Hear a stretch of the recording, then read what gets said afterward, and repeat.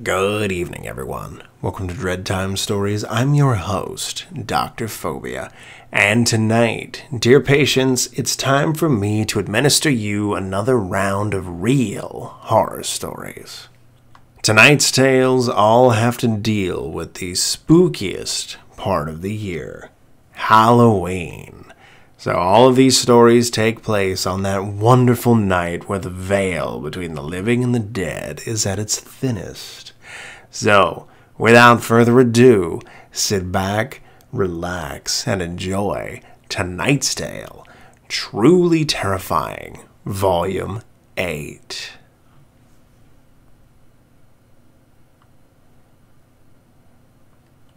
This story took place 3 years ago when I turned 21 years old. My parents sat me down and asked me what I wanted for my 21st birthday. And I actually told them I wanted to have a group of my friends over to the house and have a Halloween party without my parents there. At first, they were a little concerned.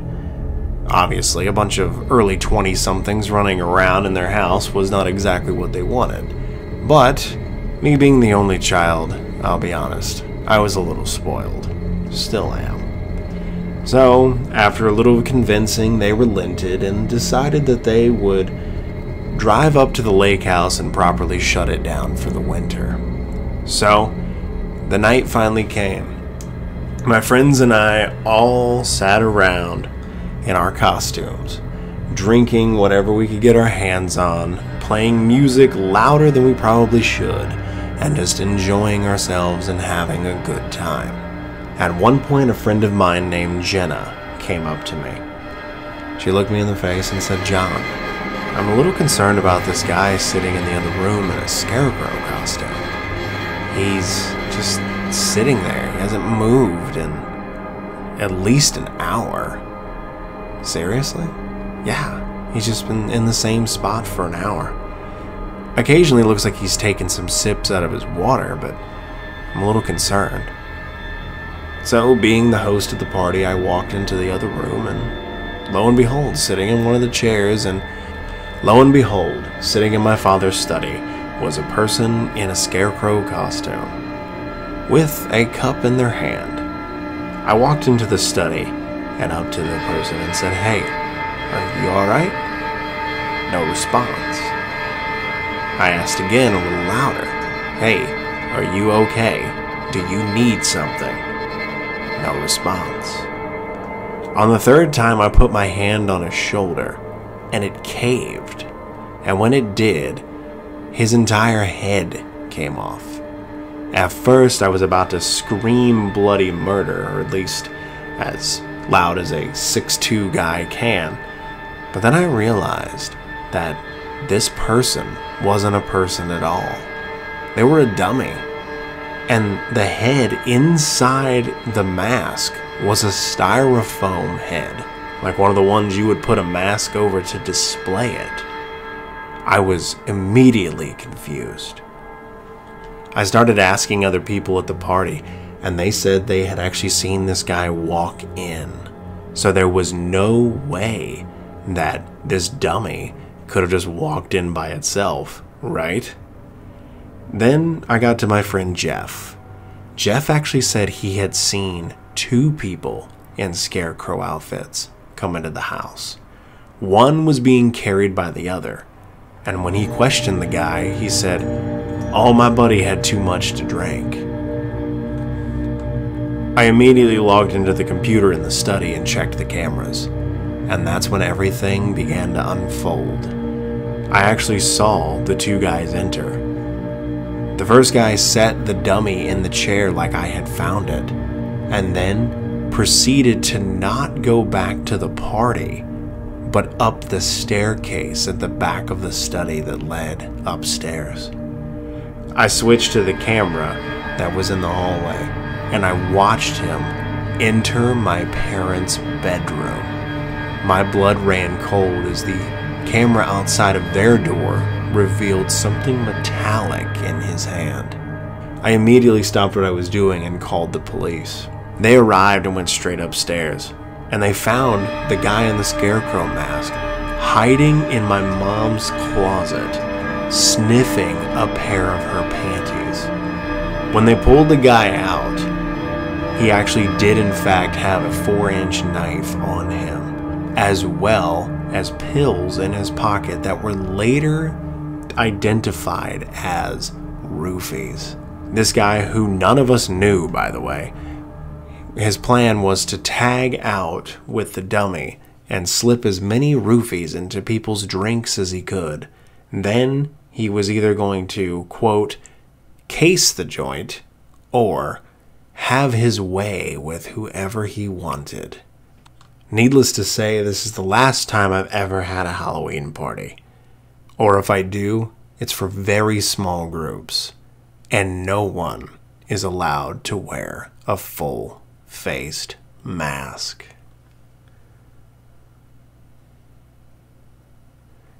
In 2019, I worked as a driver for DoorDash. I actually didn't have any plans for Halloween, so I decided to go make some money. Well, I did 3 successful deliveries to some pretty swinging parties and actually got an invite to one, which, in hindsight, I should have stayed. But I was all about the Benjamins, baby. So I decided to do a couple more deliveries. At my 5th delivery that night is where things went horribly wrong. I got a request to get 3 large subs from a local sub place in our town that stays open late because of the college campus. So I drove over, got the subs, and proceeded over to the destination. I realized very quickly that I was getting into the less populated side of town. Our little slice of heaven, so to speak, had been hit pretty hard when a couple industries went under, so some people refused to leave their hovels on the other side of town, and, well, I was headed right into that neighborhood. Yay me. Now, I'm not one to judge, but let's just put it this way.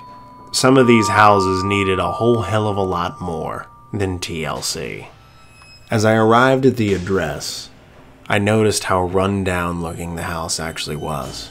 But, you know, sometimes people can afford what people can afford. So I parked on the street, texted the person to let them know I was there, and made my way to the front door.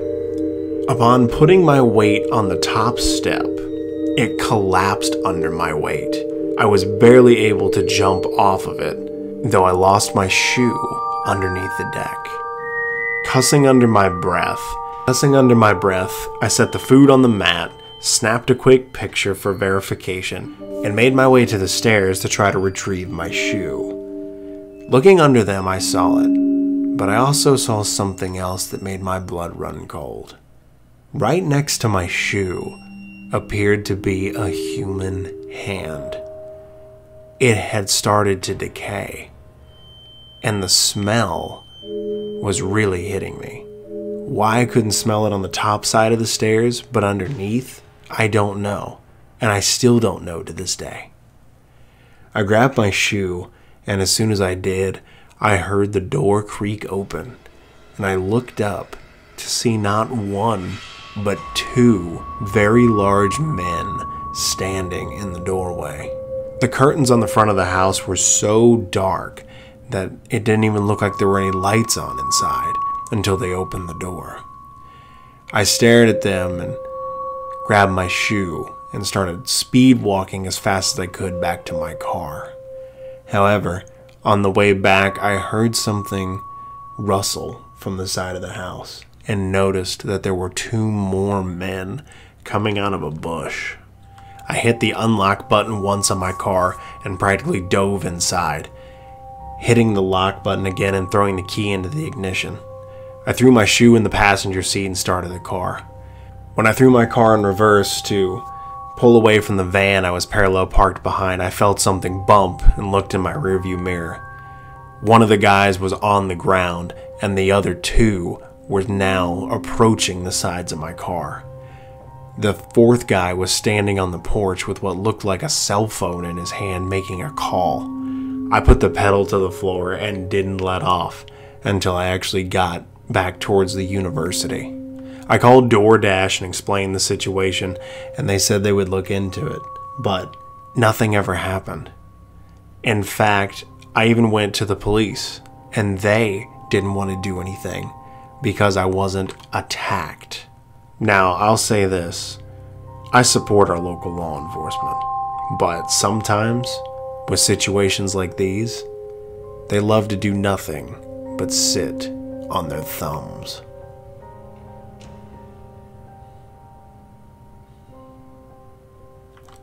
So when I was 7 years old, I was actually rushed to the hospital on Halloween night.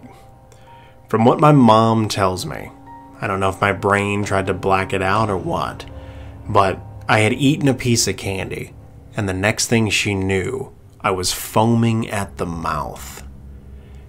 My dad drove at breakneck speeds to get me to the hospital.